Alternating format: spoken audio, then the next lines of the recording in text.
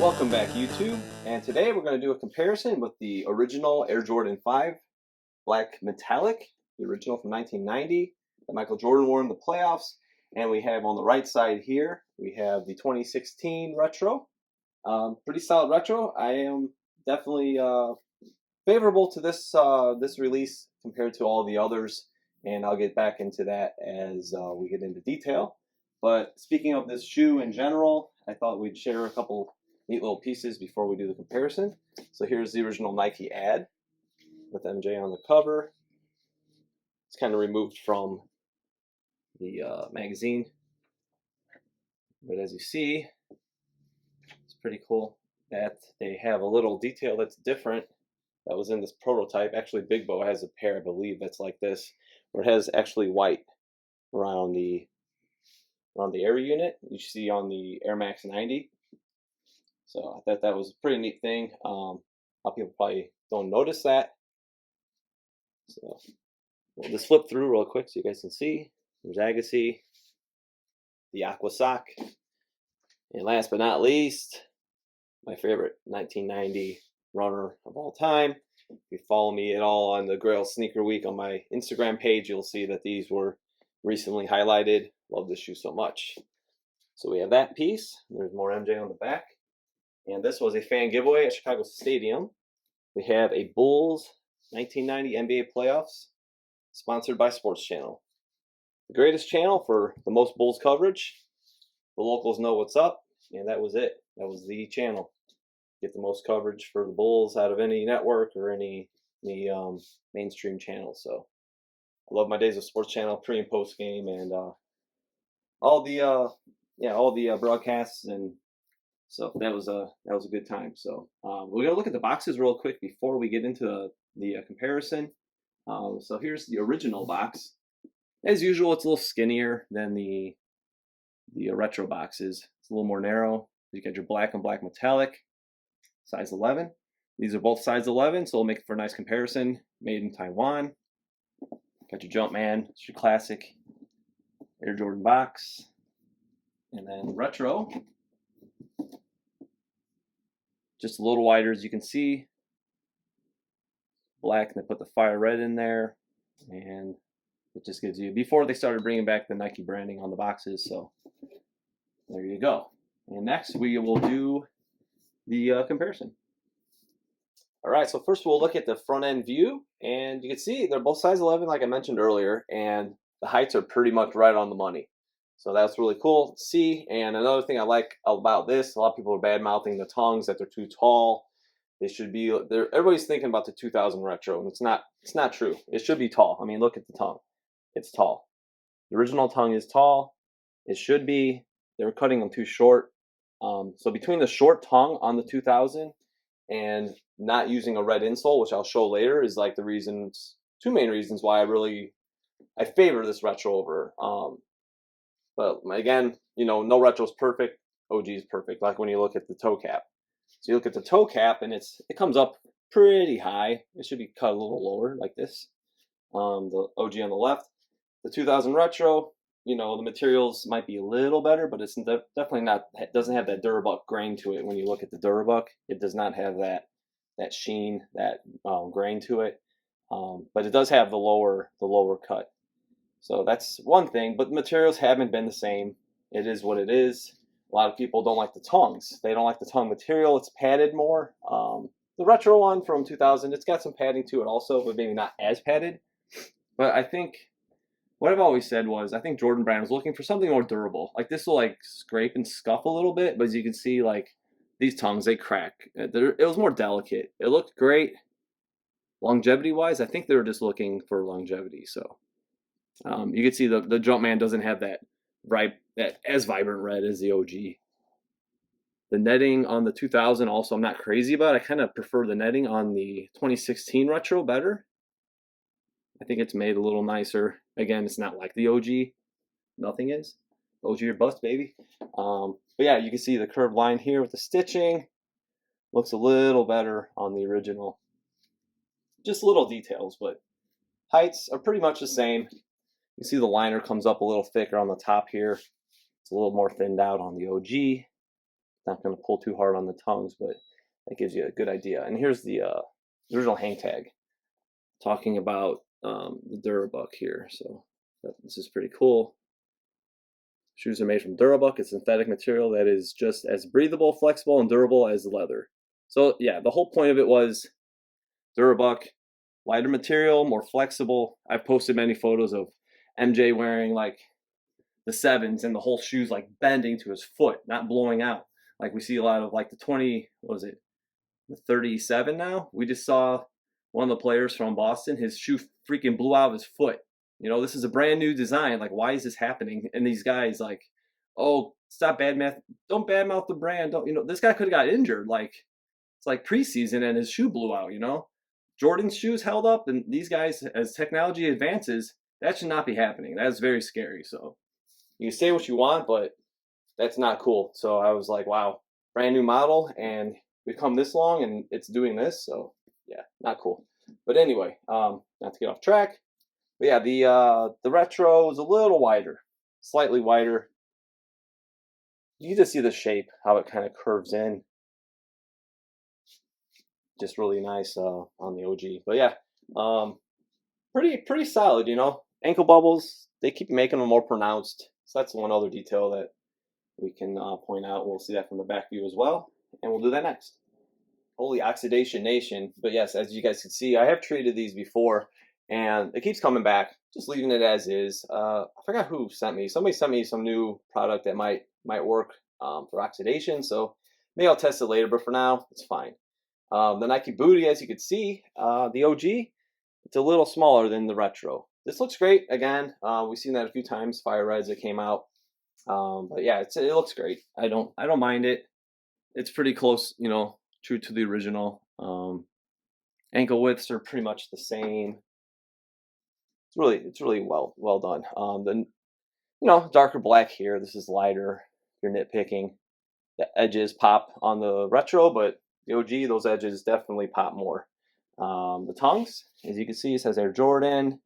We'll pull up the OG, and you can actually see the tongue tag where it says Made in Taiwan, and your factory labeling there. And as you come over the top now, you'll see the red insoles. So just kind of get down in there, and you can see the red insole. So these are worn, but they're not heavily worn. The font is smaller. It's got the registered logos, and when you look to the right, the font is a little larger without registered logos. So, but it's red, which is cool because the 2001 they didn't do that. That's why I kind of favor this retro. A few little details I think is really important.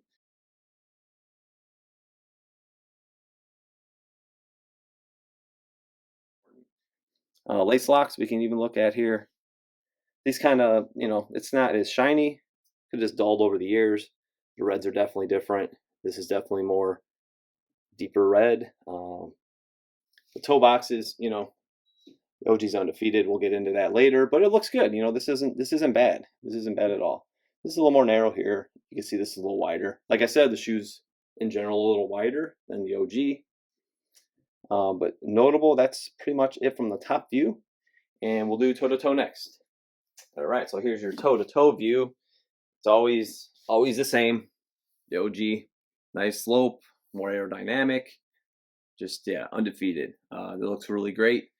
The white edges you can definitely see here, but these are popping just a little harder, you can see. Thickness is about the same on the cuts, maybe a tad thicker on the OG. A thing about people don't really pay attention to this very small detail on the midsole. So the retros, they keep pointing them like shark's teeth. You know, it's the inspired fighter jet, right? But it's very sharp, and on the OG, it's kind of rounded off, as you can see there. Netting looks pretty good on the retro. It's got this sheen to it on the original that just looks really nice. And just the construction, you can see the way that the shoe's laid out, just the way that it sits. Even I can take the shoe tree out. It's not going to make a difference. But yeah, just the construction, you can see on the original, the shape, just the original shape. It's got this nice flow that goes around and then down. Another thing that's driving me crazy, every year it seems like, or as time has gone on, the netting has been cutted. The cut is just gets shorter. It gets, I'm not shorter, but smaller. Every time it's just like it's shrinking. So I don't I don't get why it's like that. But when you look at like the 2000 retro, you look at the original, it's bigger. My Jordan PE, it's really big. It's like an earlier, one of the first pairs I believe he wore, and maybe Valentine's Day.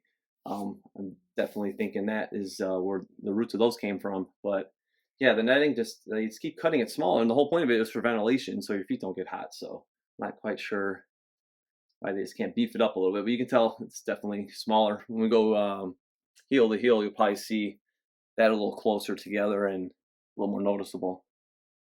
But yeah, midsole, other than that, looks pretty dead on. Air units are pretty close. These, yeah, they're holding up. There's, like I said, a lot of oxidation on them. Yep, again, with the bubbles, definitely the ankle bubbles a little more pronounced here. It's a little flatter on the original. And that's pretty much it for the toe-to-toe. Just that undefeated original toe box is something special. So the OG, the slope, the 5s, 6 to 7, you see that through all the models, and the 4s, pretty much all of them. So the retros have gotten better, but yeah, still OG undefeated. All right, we're going heel to heel. Again, the heights look pretty much the same. Just a difference you couldn't really see from the back view. This is just shaped and this cut a little differently. It looks a little higher than this, but once you get to here, it's pretty much the same. As I said before, you could see the netting definitely larger on the original. Just the shape, the way everything flows around, you can just see it's just got a nicer flow to the shoe, all the way from here and down and around to the toe box, or from the top and down. Just a really, really sleek work. It's a work of art, the way that they shaped these originally. So again, this it's decent. It's definitely worth picking up, and I haven't worn them yet, but definitely grabbing a pair to rock. But gotta hold the original to high priority. So that's what it all came down to. Always just trying to, over the years, hunt down all the pairs that MJ wore, and I'm pretty well on my way. I just got to get some 2s and 3s. I was too picky when the market was a little friendly, and yeah, with size and condition, and I should have just grabbed pairs while I could. But now it's it's a little late. But yeah, the Durabuck we're going to talk about next. I got this light like directly on it, and we'll put this guy right here, and we'll just so you guys can see and understand like the texture, like get right on top of it. You can just see how smooth it is, but it's like it's got a texture to it. And then when you look at this, it's just kind of flat. It's like a flat material. It's kind of uninspiring. But yeah, this is just got this grain, and it's really smooth. It's flexible. These days, wasn't made to be worn 30 plus years later, so of course it flakes. But at the time, it was a really cool material that Nike was able to source and use. But yeah, that's just a little insight of close up of the material. So that's we're gonna do a quick wrap after this, and that'll be it. I know I shared some stuff with you guys, a few pieces from the catalog or the magazine and the Bulls playoffs. So just as a kid growing up, wanted to kind of go down memory lane for a second. And 1990, it was a huge year. We really thought around Chicago that we were going to win it, and this was the last hurdle. Obviously before we did win a championship in '91, but with the whole fighter jet inspired, it was like we're going to war. We're buzzing through everybody in the playoffs.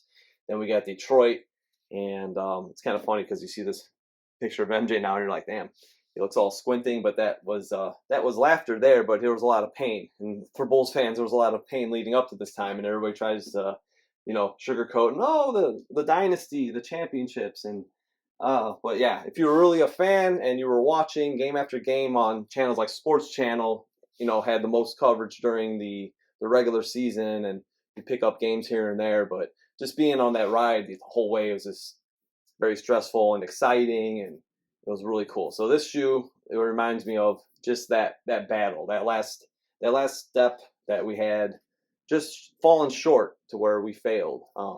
But then that next season came '91, and that was that. So certain shoes, you look at them and you think of defeat, and I think of these, and I look at them and I'm like, Detroit sucks.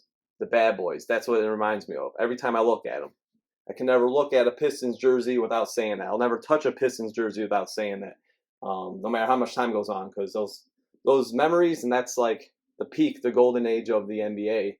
You know, that's where those roots come from, and that's why I buy these shoes. That's what brings back the memories, and I think it's a pretty cool thing, and it was a great thing to experience as a kid and be really enticed and all that. So that was it for a little recap and a little insight of how I felt and how these reflect on me. And hope you guys enjoyed this video. You can give it a like, you can subscribe, follow me at OG or Bust, and we'll see you next time.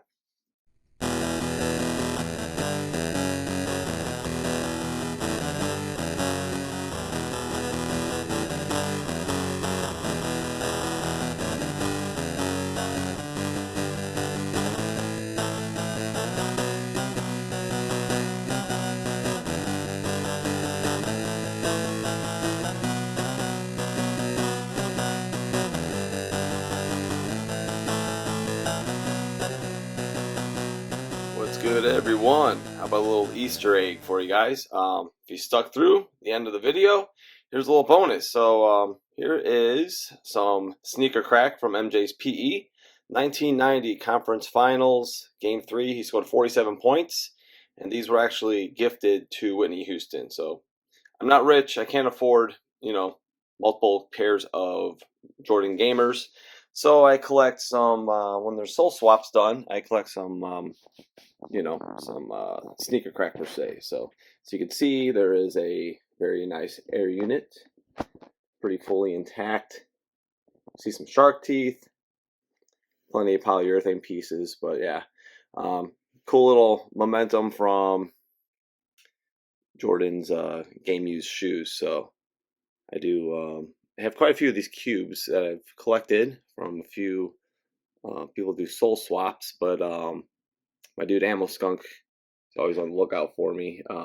Yeah, so it's kind of a unique thing. A lot of people don't really get it probably, but you know what? This came from Michael Jordan's shoes, so for me, that's good enough, and I think it's a pretty cool thing. So there's the back photo. You can see Michael and Whitney at 23. You can see that Durabuck is shining on the right side, the light hitting it. So yeah, it's pretty cool thing. It's a unique, very discreet item to collect. So I thought I'd share that with you guys today, and we'll see you next time.